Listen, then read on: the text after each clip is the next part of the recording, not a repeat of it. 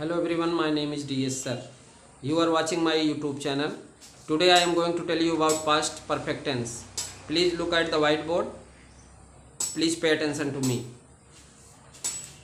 Past perfect tense, चुका था, चुकी थी, चुके थे, इसके लास्ट में होता है आ की मात्रा के बाद था हो, या ई की मात्रा के बाद थी हो, या ए की मात्रा के बाद थे हो। आ ई ए की मात्रा के बाद था थी थे होना चाहिए, तब ये पास्ट परफेक्ट टेंस का वाक्य होगा।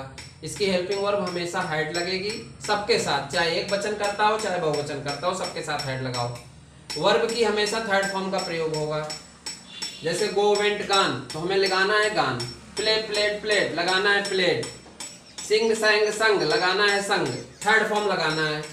राइट का जैसे लिए मैंने फॉर्म राइट माने लिखना, इसका second form wrote, third form written, fourth form writing, fifth form writes, तो हमको रिटन लगाना है।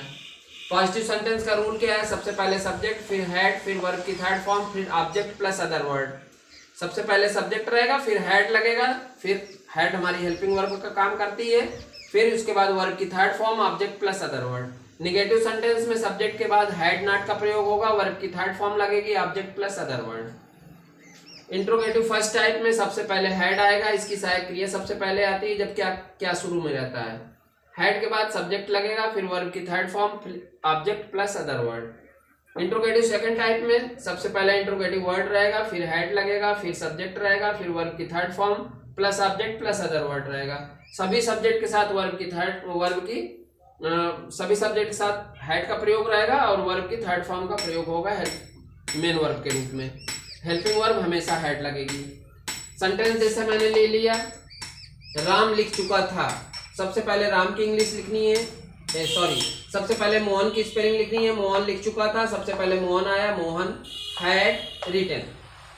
मोहन सबसे पहले, फिर चुका था की इंग्लिश हैड, फिर लिखने की इंग्लिश रिटन।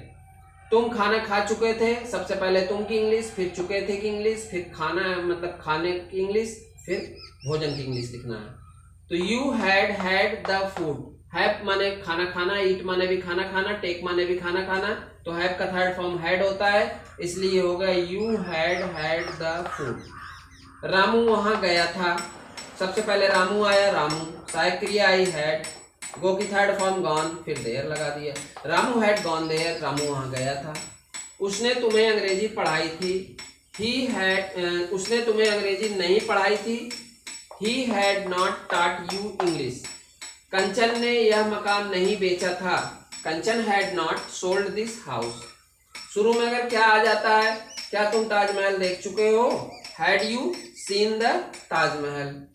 राम यह मूवी क्यों देख चुका था, क्यों है, तो सबसे पहले क्यों की इंग्लिश लिख देंगे, फिर हैड का प्रयोग होगा। वाई हैड राम, वर्ब की third form, watch this movie.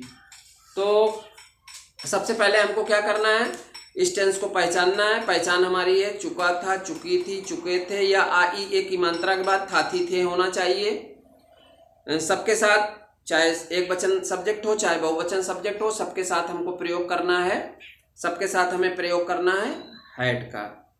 और वर्ब की थर्ड फॉर्म का प्रयोग होगा, बिल्कुल क्लियर है। जैसे कोई वाक्य आप ले लीजिए, जैसे मैं गांव जा चुका था, I had gone to village.